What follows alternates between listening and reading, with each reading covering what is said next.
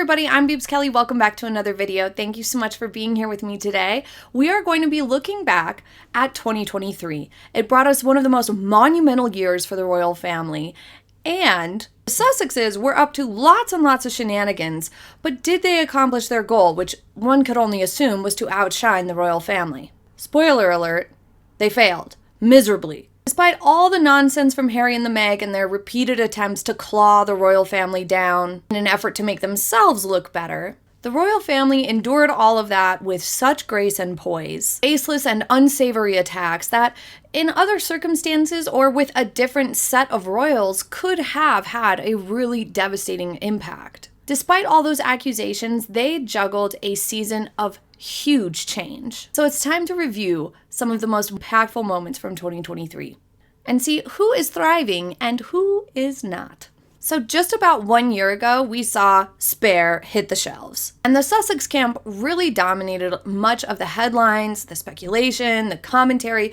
throughout all of January and much of February. You'll recall Harry did a number of interviews and appearances to sort of PR and hype up his book, as his memoir was released globally on January 10, 2023. On January 21st, it was reported that the Sussexes rejected Jeremy Clarkson's claim that a letter he sent on Christmas Day included an apology. Jeremy Clarkson had been under fire for some controversial comments referencing a scene from Game of Thrones. It was in parallel with Meghan Markle, and he did send an apology letter to the Sussex camp, but it wasn't addressed to both Harry and Meghan Markle. So the Meg made a fuss that her name wasn't also on the envelope and rejected the said apology. This got very much overshadowed by all the Spare press and the revelations and the Todger discussions and all of that. So it kind of went under the radar to some degree, at least the apology and the follow-up did. But it's just one other example that you can add to the list of times Meghan especially, but Harry also, were incredibly petty. The fact that Jeremy Clarkson sent an apology at all is saying a lot. The guy didn't have to. He was making a comment. He was referencing something from pop culture. Whether you agree with what he said or not, he didn't have to apologize to them for writing an opinion piece. But he did, and then they rubbed his face in it, and they kind of threw it back in his face in a really rude way.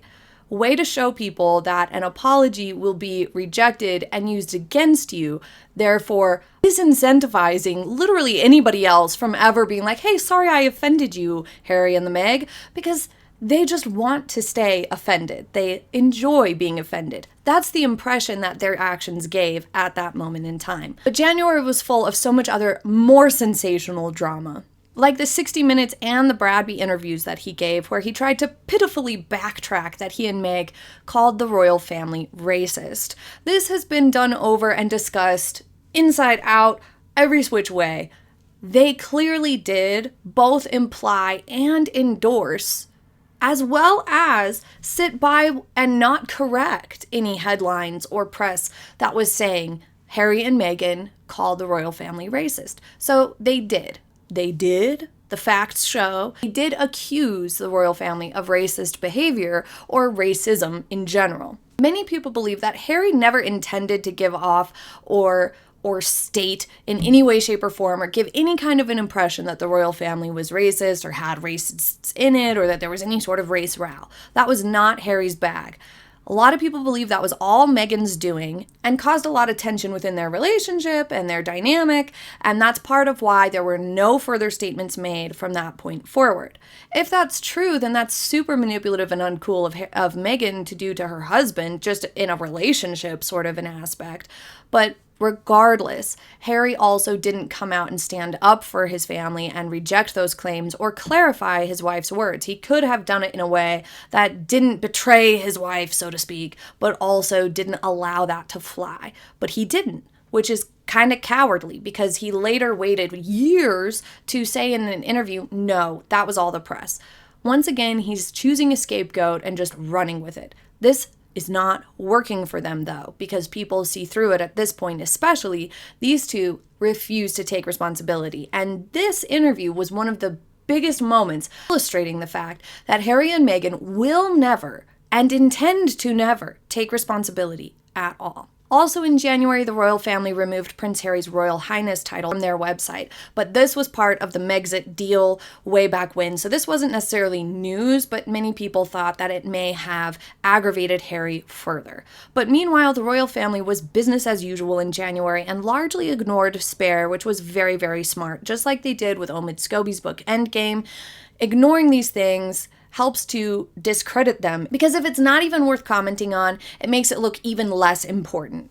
And I still find the title of the book, Spare, so petulant. I mean, I did at the time, but looking back at it about a year later, I never read the book cover to cover or anything like that. I didn't buy it.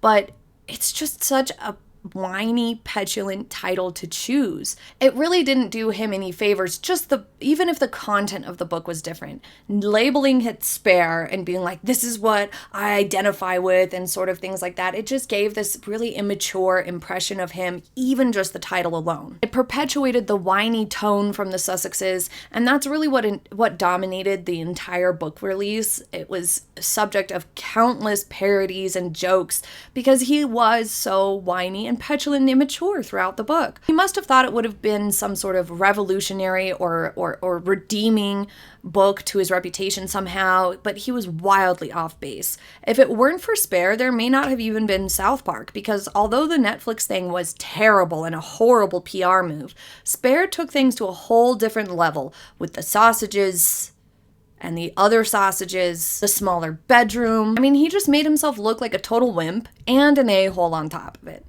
I mean, it was really impactful in terms of cementing their reputation as total wieners, but everybody was still busy dissecting, rejecting, or returning Spare back to the bookstores. We were treated to the BAFTAs and this adorable butt tap moment and this gorgeous yin and yang outfit moment from the Princess and Princess of Wales at this event. It wasn't necessarily my favorite look of the year from Catherine, but I love it as a couple's look because she has the mostly white with some black velvet, which reflects in his mostly black velvet with a bit of white in his shirt. So it was this perfect balanced look when you look at them as a couple, so I really loved that aspect of it. It was well coordinated, smart, classy, and polished. And then in March, we saw Catherine, the new colonel of the Irish Guards, attending a training exercise out in the snow, while the Meg went to a pop-up baby boutique for homeless mothers, wearing over $10,000 in clothes and jewelry, which was considered very tone-deaf to literally everybody. Also, it was not anything that she put together herself or donated to, allegedly. It was literally just a photo op. The stark differences between the real royalty and Harry and Meghan were really coming into focus at this point last year, the more they went out and did. Minimal contribution, no tangible efforts, very, very tone-deaf, insensitive even. Had they not positioned themselves as this sort of holier-than-thou messaging back when they first left, and the bits and pieces that they did release over their first year or two away from the royal family, then these types of things would not have been seen in such a harsh light. The fact that Harry and Meghan positioned themselves and made these statements that they were going to essentially be continuing to behave like royals and try to make themselves look that way with no substance behind it. If they hadn't done that, then people may have looked at this, well, she's just going and, offering some time to a charity. Who can blame her for that? Or who could criticize someone for that? True. But when you pair it up with the messaging and the competitiveness and all of the petty press release stuff, then it just doesn't vibe. Because it's clear that they wanted to be seen as the American arm or just an alternative arm to the royal family. They still wanted to be viewed as royals in everything that they did. But they do not have the substance behind it to be accepted as such. So that's what really put this sort of harsh lens and this hypocritical angle to everything that they have been doing. And last year is when it really started to pick up speed, in part because they started doing more stuff last year, but also in large part, I think, because of Netflix and Spare, because people started to see all these holes and all these lies even more. Then on Commonwealth Day, we had this most spectacular outfit from Catherine. This is probably one of my top outfits from last year. I am going to be making a video on Catherine's best outfits from last year, from 2023, but this one, I will tell you, is one of my favorites. I'll give it away now. This one is so amazing. She wore Diana's sapphire and diamond earrings here. One of my all-time favorites, show-stopping moment time in fashion. Like, this was beautiful, impeccably made, impeccably fit, gorgeous in every way. Then King Charles and Queen Camilla had their first state visit to Germany in his reign, and Harry came back to the UK briefly in pursuit of suing someone again. One of the times that he came back for court, he was wearing Dior. And by the way, there is another video coming up soon about this Dior drama. There is a whole nother layer to it that I recently discovered. I cannot wait to tell you about it. April brought us more examples of the royal family just continuing on with good work while Harry and the Meg whined and stumbled about. There was lots of news coming out at this point that the Meg was embarrassed by Spare, but it's widely thought that she contributed greatly to it. And although Harry was the one who was interviewed by this ghostwriter and the ghostwriter is the one who wrote it, that does not mean that Meghan did not discuss with Harry and coach Harry in a way, even in a sort of sneaky way, into saying certain things, including certain details, telling him that it's really important that this or that be in there, just like how she did with the engagement interview. By the way, if you missed engagement week, I'll be sure to link some of those videos here for you. But this damage control approach did not work because it made them look bad as a couple and as individuals. To have these sort of bickering vibes in the media that Meg shouldn't have let him go through with Spare, headlines like that made it look not only like they don't get along with anybody, but also that they don't even get along with each other, because Meghan and or Harry putting out headlines that Meghan shouldn't have let him or Meghan is embarrassed by Spare is really demeaning towards Harry and shows a crack in their relationship. And that's the last thing you would want when it comes to PR if you were Harry and Meghan. We also saw the Coronation invitation out and Easter Sunday service, absolutely obsessed with this color blue, and on what would have been Queen Elizabeth's 97th birthday, a gorgeous picture with her surrounded by all of her great-grandchildren, except the Sussexes, of course. Absolutely precious here. A few days later, we were assaulted with these giant salmon shorts. That sounds gross. That just sounds gross. Salmon shorts? Giant salmon shorts? Yeah. And the first of several times this year that Meghan's eyes were glued to the Jumbotron to see her face up there. She spent more time, it would seem, looking to the Jumbotron to see if she was being filmed on it and to see her basically reflection on it. Do you have no chill? Best approach is to pretend like you had no idea and pretend like you do not care. Don't look at it, because it makes you look so narcissistic or vain or self-obsessed to do this that she did. She just kept looking up at it. It was so embarrassing. Just thirsty. Nice and cringy. And up until this point, news outlets had been all in a tizzy on will they, won't they attend the coronation. We had so many stories coming out that Harry and Meghan were waiting to accept any invitation to the coronation until there was either an apology and or they knew exactly where they were going to be seated. Harry and Meghan did not want to be seated in B-team seats. They did not want to be back with less senior royals. They didn't want to be off next to Eugenie or Beatrice or anybody else. You know, they wanted to be near the Princess of Wales or the Prince of Wales. They wanted to be back where they had been, but they literally rejected that. They threw it away being the second most senior royal couple. The Duke and Duchess of Sussex were positioned to be the Fab Four, as we all remember, and would have been seated right next to or directly behind the Prince and Princess of Wales, had they not stomped their feet, threw a big hissy fit, and threw all of that away. You don't get to then come back years later and be like, we want the same spot. We want the same treatment that we were supposed to be getting before after you've rejected it. That's insanity. But that's what they wanted leading up to the coronation. There were rumors also that Meghan Markle also wanted to be allowed to wear some jewels or a tiara, though I'm not sure there was much truth to that rumor since nobody wore tiaras to allow the crowns to be the focal point of the event, which makes sense for a coronation. But there was also rumors that Harry and Meghan wanted to be positioned on the same balcony and in the same order of precedence, so to speak, right near the Waleses.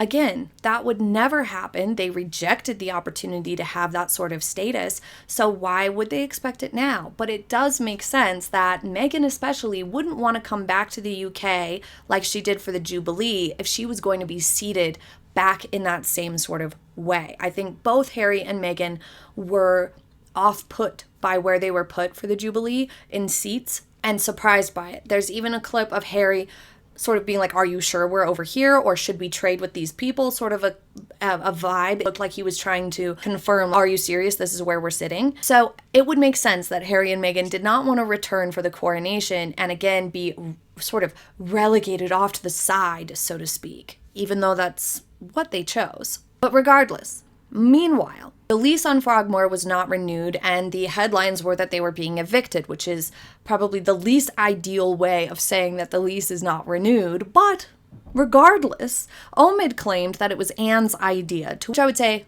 good on her. They shouldn't have kept Frogmore, so that seems like the right decision, and it is the right decision in everybody's eyes except Harry and Meghan. When May finally arrived, the excitement of the impending coronation finally reached its climax when we saw King Charles finally crowned.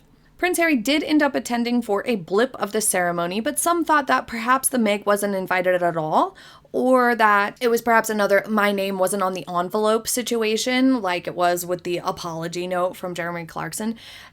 If it was just addressed to Prince Harry, but then said Duke and Duchess of Sussex are invited, or something like that, I could see her being like, well, if it wasn't addressed to me too, all dramatic and self-absorbed, who knows. It was made clear that there was no apology given to them, and they just were allowed to attend if they wanted. Tail between legs, and that was that. But what do you think? Do you think Meghan was invited or not? I can't see them not inviting her. I am sure that they invited Harry and Meghan, but the fact that she didn't attend was probably for the best. There were spectacular images of the coronation. It was just fabulous. What a monumental, huge event. It was fabulously done. I thought everybody looked spectacular. I absolutely loved the way that they planned the event. All of the music was gorgeous and beautiful. It looked great. Some headlines said that Prince William and Catherine looked tense that morning, but honestly, I can't imagine it not feeling a little bit tense. You have something so huge that's going to be in the history books. I wouldn't be able to sleep the night before engaging in something like that. That would be so intense. And then on top of it, they knew that Harry was going to be there in some capacity. So it was probably a pretty intense time. So I could imagine them being a little bit serious, a little sleep deprived, but I didn't think they looked like they were like angry or anything like that. I think it was just a serious and huge event. But the coronation weekend was capped off beautifully with the big help out, followed up quickly with a garden party with Catherine's excellent rewear here. This dress has really grown on me. Every time I see it, I like it more and more. No amount of parking lot displays from the Meg could compete with this, to the Meg's dismay, I'm sure. Catherine also made an appearance for Eurovision again, at the piano once more. A few days later, the Sussexes made their first and one of just a handful of in-person charitable visits to a mental health organization, once again taking credit for other people's work, and in an organization that is established already. Just showing up for Harry and the Meg is not the same as when the royal family show up. By a long shot. It really solidified the grifter vibes for Harry and Meghan because they didn't deliver any value to these organizations when they did appear. In this instance, they again tried to appear like they were doing a sort of faux royal event. They sat and listened to these people who, either benefit from the organization or work with the organization. And it very much was the same sort of format that you see the royal family do regularly, where they sit like in a circle and have a conversation or learn about it a little bit or things like that. But it just doesn't come across the same. The people aren't buying it. It's not the same type of vibe because it's clear that Harry and Meghan are benefiting from this and the organization is not. Nobody even remembers what the organization was called. Most articles didn't even list the specific organization or any information about it, which again is a huge difference. When the royal family visits a place, there's lots of information about what this organization is, where to find it if you would like to volunteer or if you would like to take advantage of the benefits of that organization or things like that. Is very, very clear. And the resources are there. So the publicity that the royal family brings shines a light, even though that phrase has been a bit tainted by the Meg, shines a light on that organization in a way that benefits people and communities. The Sussexes do not have the same effect at all. They look like they're showing up, taking credit for other people's work, and deliver nothing to them, just get a photo op for themselves, which is exactly what we saw in their year-end compilation of pictures of Meghan thrusting herself on people for hugs. Handful of events where she's sitting there or Harry's sitting there talking to people in something that's already established. No information on what they actually contributed because they didn't. About halfway through May, the Meg and Harry decided to lie to the world that they had been chased through the streets of New York City at high speeds by a ring of paparazzi. Okay, sure. Okay, so if you're gonna lie, you need to do a better job. And if you're gonna wear something terrible, an ugly dress, an ugly outfit, ugly pants, you gotta try harder too. They're just not good at anything. They're not even good at doing bad things. They're not good at doing things badly. They're not good at doing good things. They're not good at anything. That's what we really learned this year from them. Almost halfway through the year, and it's been stumble after stumble after stumble. They just couldn't get it together, and they tried this Hail Mary of, see, we're victims too. We've been chased too. No, because literally everybody laughed at that because it's so absurd. No one believed it because it's so unbelievable. Again, you make such a fantastical lie, people simply can't believe it. Even their supporters were like, well, no, that's not possible because it's New York City. It's gridlocked 90% of the time.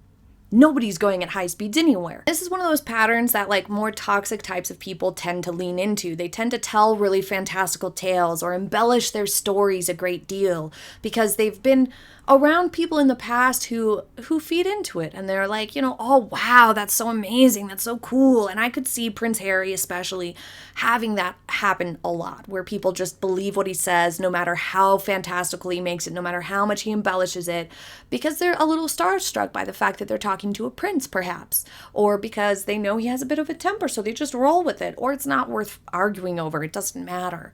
Or perhaps people did believe it every now and again. The problem when you do it in public, though, like this, in a press release, is people don't believe it. They don't have that proximity to you to be starstruck. If they were, I don't know that anybody would be starstruck by Harry anymore. But it doesn't work the same way. It does not translate well.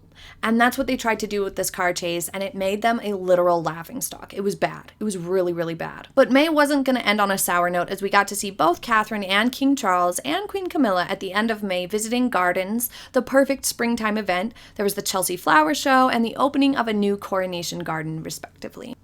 Prince Harry was back in the UK again for more whiny court appearances, but this time he was testifying and knew nothing, apparently. Because he mostly answered, I don't know, to like almost all the questions. And regardless of the case, it really perpetuated this sort of idea that he lacks foresight, that all of these court cases and things like that are just spiteful, that he doesn't really have that much intention behind the things that he's doing. He's just kind of trying to do this stuff because he's pissed off, and that's just not giving him a great look. It's not working out well. But on a bright note, we had more pageantry to enjoy, the Order of the Garter service and Trooping the Colour, as well as fun sporty appearances from Catherine at both rugby and tennis events, and of course, Royal Ascot giving truly fabulous dresses and the best hats. The Sussexes were laying a little bit low in June after all of the drama and rejection of them from the car chase situation. I don't think we saw Meghan hardly at all throughout, from the time that happened until June, but we did get confirmation that the terrible podcast Archetypes had been canceled, and shortly thereafter they were called grifters publicly, and for any business associate to do that, that's bad. Also, one of the women who worked on Archetypes and basically made it happen got mad and went on TikTok when she quit Harry and Meghan's organization to call them out for taking credit for her work and not giving her any credit for it at all, and revealing the truth of Archetypes Archetypes, which was that Meghan didn't do any of the work at all, really. She just sat down and read a script. And that's part of why it came across so terrible. People like podcasts that are real conversations because they are engrossing and interesting. That's why Joe Rogan's is so successful, and that is why Meghan's failed. Because you can't fake that. If you do, it comes across as fake, and that's what everything is with Meghan. All of it's fake. It all comes across fake, and it doesn't work well. And in July, we had these beautiful pictures from the Scottish coronation, though it wasn't exactly a coronation, more so just Charles was presented the honours of Scotland at a service of Thanksgiving, which was a way to mark his May coronation in Scotland. We also had a really cute polo appearance from the Prince and Princess of Wales, and a lot of Wimbledon from Catherine.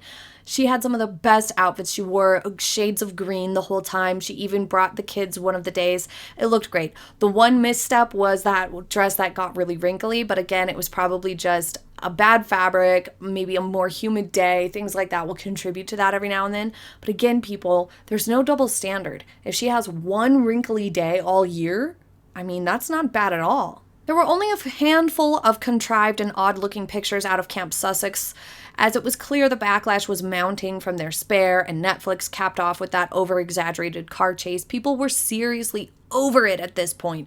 At this point, over halfway through the year, even Harry and Meghan knew that they were in deep trouble when it came to their PR, their public image, and the public at large just rejecting them. Their popularity had continued to plummet. Things were just not going well for them. August was really quiet for pretty much everybody, with the exception of Prince Harry taking private jets all over the place, popping up for a polo match here and there, and the Meg for a handful of dial-a-paps and a couple of concerts. By the way, there were lots of pictures from her 2 nights at Beyonce's concert, but absolutely none from Taylor Swift's concert she claimed to have attended. So another PR mistake. She claimed to have attended Taylor Swift's concert. Why even put that out there if you don't have the proof of it? Because at this point, everybody knows she lies a lot. So that just didn't go well. So then they quickly sent her to Beyonce twice in a row and got her some actual pictures. This was the kickoff of their PR push leading up to Invictus.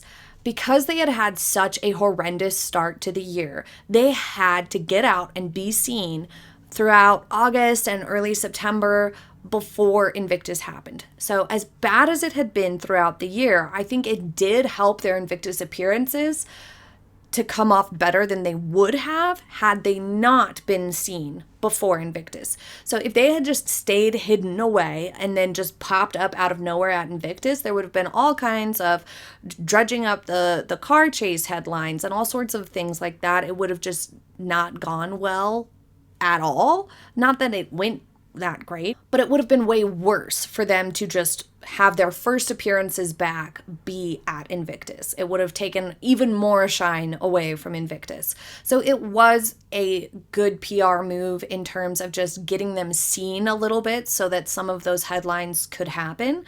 Though I would argue they perhaps should have shown up a little early to the Invictus Games and been seen in the area, or hosted some sort of a reception for the people who are putting on the Invictus Games, the people who are volunteering and working there, to thank them. That would have been the smartest way. But Harry and Meghan are not selfless in that way, so they wouldn't have. But that would have been the smartest way to get them some better PR during Invictus. When Invictus did come around, we saw Prince Harry arrive first, and there were headlines talking about how he did look in his element and he did seem happy and he had smiles. And then the Meg came in with a bit of a cloud over the event, and it was markedly different. He did have less smiles. He was less relaxed seeming, and there were lots of moments where she starts pulling him away and he's clearly still talking to someone. It's so weird. When you are on display in things like this, or you are some sort of a focal point of an event, like if you're the host or you are a big name in the event, you know, I mean, I didn't see any other celebrities at the Invictus Games, so that would make Harry and Meghan to be the biggest names, so to speak, there at the event in terms of publicity and whatnot anyway. You have to be on your best behavior and you have to follow certain rules and stuff so that you don't have times like this where you look so bad. It made them look out of sync as a couple. It made her look disrespectful because she wasn't just there being supportive. She was trying to drag him along and get out of there and interrupting him from engaging in the event fully. And you could tell that in his face, that he no longer felt like he was engaging fully in the event. It felt like he was very much concerned about her. And this is something that toxic type of situations can have happen when you have a one person, or just like a toxic dynamic or whatever, or a toxic moment for someone, because it's not always a toxic person, but a toxic moment, that they will cause an argument right before an important thing, like a holiday or a birthday. They'll cause an argument the day before, the night before, the morning of. They'll cause an argument so that there's tension between you, and there's tension afoot, and people are sort of on eggshells, and you then can't fully relax and enjoy it and be fully present, and you're not being your best self because you're so worried and concerned, or sort of on edge because of this other person causing a problem. I'm not saying that's what happened, but it definitely gave that sort of impression, that sort of vibe, that she was taking away from his presence at the event. And that was further cemented by the body language of always holding hands. When you're there to meet people, you don't hold hands. You have your hands ready to focus on whomever you're meeting, ready to help out, ready to grab bouquets if people are giving them to you. The way you see Catherine, Princess of Wales, do so perfectly. She always has her hands ready to meet people, ready to shake, ready to say hello, and showing that with her body language. But when you're holding hands with someone, you are dedicating at least 50% of your physical attention to that person. And you only have one hand free to talk to people, to greet people, to shake hands or things like that. That is never going to look nice. It's never going to give the impression that you actually care. It just isn't. If you're married to this person, you can hold their hands 24/7. But when you're there for 1 or 2 hours at an event, don't hold hands. Give your time and attention to the people who are there to see you, or who you are trying to lift up in terms of recognition and acknowledgement of their great deeds, their courage, their accomplishments. In her first appearance, she gave a short introductory speech where she pointed out that she did her own hair and makeup for the evening, which was super strange and set the tone for a super bizarre series of appearances over the course of Invictus. I mean, it's so weird anytime to point out that you do your own hair and makeup for something, unless asked. It's super strange. And so it makes me wonder, why even did she mention it? It's not like she's previously mentioned it a bunch, but why did she mention it then? Could it be that she had requested a hair and makeup budget, like for a hair and makeup artist to be there, and they rejected it? So then she just had to get in a dig at the person who said, no, we don't have the budget for that. Do your own hair and makeup. Or was she trying to get brownie points? Like, look how good I am at doing my own hair and makeup. I don't know, because her hair and makeup wasn't that great. So I'm puzzled by it. Why do you think she mentioned that and pointed it out? It didn't make sense at all, especially in an event like this. You're there to support and promote the Invictus Games, which is for veterans who have been wounded in some way, shape, or form. So why point out anything about yourself in your speech? It makes no sense. But her appearances brought us terrible shorts, too tight jeans, really bad visible panty lines, and of course, humongous pants. No appearance of the Meg would be complete without the oversized shoes, the huge belts, the giant man pants, the visible bra lines, generally messy and terrible. Her appearance did not make as big of a splash as they'd hoped for. It seemed like the press was either not really caring at all, or it was lukewarm at best towards this disgraced couple. Also, after the games, it came out just how much the organization is struggling financially, and many blame part of that, or most of that, on Harry and Meghan, that they are a deterrent for big donors and sponsors. It's believed that they charge an insane amount to Invictus for travel, hotel, security, and wardrobe, far beyond what would be considered reasonable, because if it's not that they are overcharging Invictus just to participate, which is a pretty gross thing to do to a charity anyway, then it's that they are a complete and utter deterrent for anybody to get involved and donate. People are just mad about it. They don't want to donate to Invictus if Meghan and Harry is involved. Even big donors and sponsors do not want to partake because they're so controversial. If that alone will deter people. But it's also, they're just not likable. It's not just the controversy. They're also not likable. But I think both things are true. I think both they are putting people off from donating. Big and small donations are being put off from donating to the Invictus Games and sponsoring it. and Harry and Meghan are overcharging it. I think it's both things are true, but what do you think? But next in September, we saw the royal family back to work, including Prince William showing people how real royals do New York City, which included a jog through Central Park, no huge caravans of 7-car convoys to travel down the block, no bothersome teams of 20 security guys keeping them safe. No, just an unbothered jog in the park. Totally normal situation. I mean, people point this out all the time. Some of the most high-profile people live in New York City, and part of it is for the reason that they are not bothered. Even the paparazzi and whatnot, they tend to stay back and give those people space, because otherwise those people can easily hide from them. You're not bothered by these people. You're not swamped by fans all the time. People don't care. It's New York City.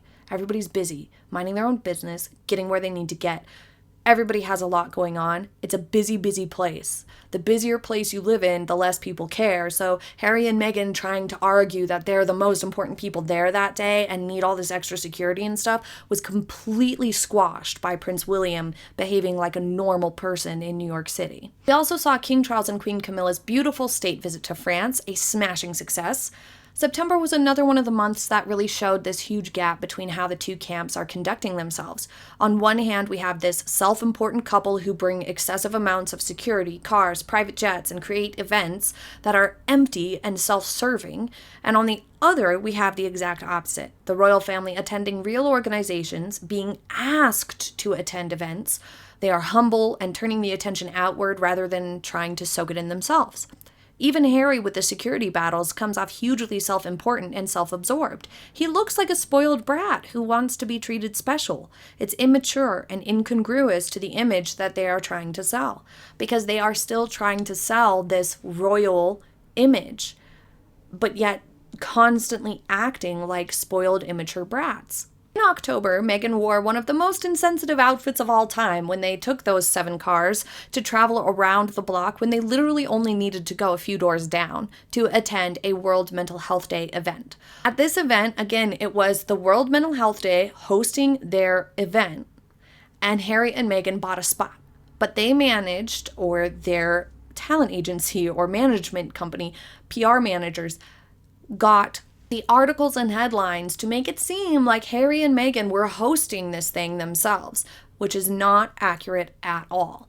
Also, she was dressed completely inappropriate when speaking to bereaved parents. I mean, it was just the worst thing you could possibly wear. And trying to take more credit than was due is also really bad taste. The same trip, they stopped by the Marcy Lab School, and the Meg wore a Letterman jacket from a school's debate team from the UK, which is hilariously out of touch and strange. Many thought it was a copy Diana type of moment, wearing something that belongs to a different school. Just like, it's so tone deaf, it's so cringe. Unless it's your school, your alma mater, that makes sense to an extent. Like, you know, you're wearing your team or your school, but other than that, you need to wear that school's gear. Like, she was too cheap to just buy a Marcy Lab School shirt to wear for the day or something. Like, I don't understand what her logic was, but it was bad. It was bad. After having been gone from their home in LA for quite a bit of September for the Invictus Games, then they were back in New York City in October. Then they extended that absence from home in October to take more private jets to go on vacation, to which I say, remember, kids like beaches too. Why are you spending so much time away from these kids, away from home, even when it's for a vacation? Take them with. They'll have fun. It's so strange.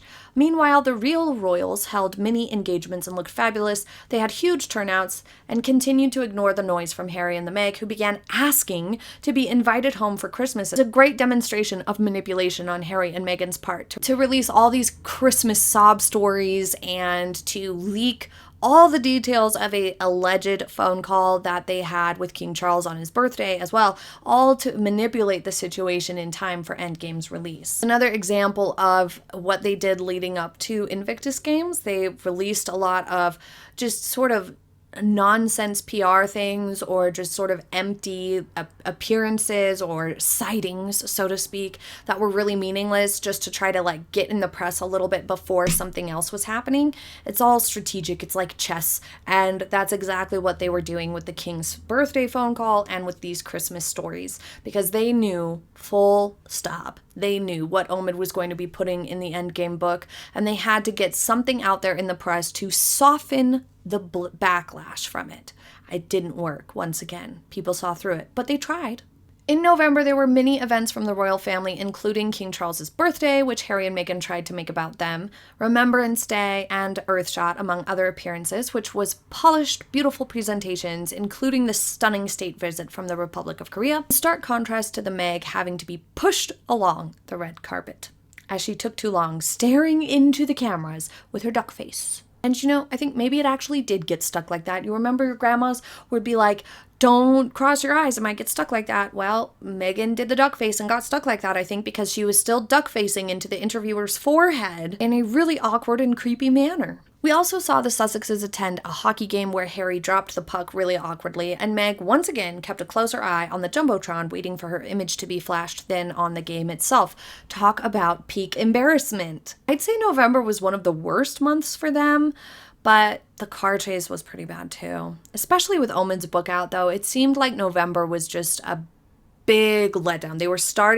They had really swooped down low, and then they were starting to get a little bit of ground back with Invictus, and then Endgame just nosedived it right back down. In December, we had one last cringy, desperate blip from the Meg at the end of December with her super weird Instagram commercial for the powdered coffee she invested in.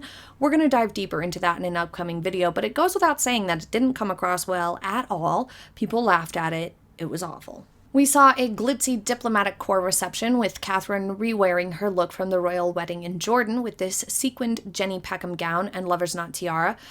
The Together at Christmas Royal Carols concert with the whole Wales clan out and many more members of the royal family there in support. The Sussex Christmas card came out. It was such an ego trip. It was hilarious. It says, "Look, we are popular." It was an awful Christmas card.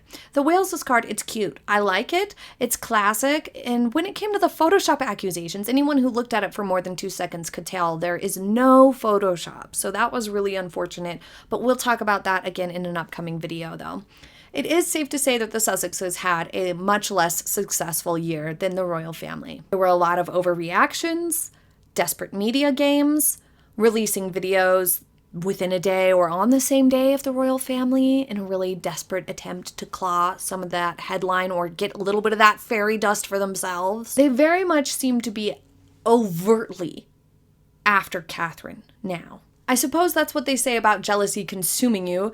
It's that they've just really been targeting her. It's very obvious at this point, and it's really unfortunate. The Sussexes are so fixated on trying to upstage or tear down Catherine that they're blind to how pathetic, petty, and mean they look and how bad it is for their long-term image, because they are going to turn off entire generations from them by trying to attack one of the most upstanding, kind-seeming, and scandal-free people in the public eye, which is Catherine.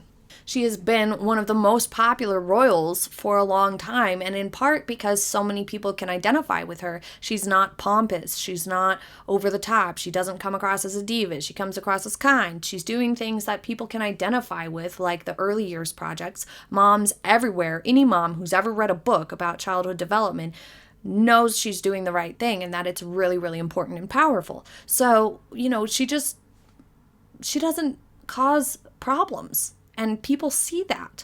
And so they really don't receive it well when Meghan and Harry try to attack Catherine. It's just like the wrong target to pick. My gosh. Not that there's anybody else in the royal family that would be better to attack. It's just going after Catherine is clearly not going to be a successful approach for Harry and Meghan, but they seem fixated on it.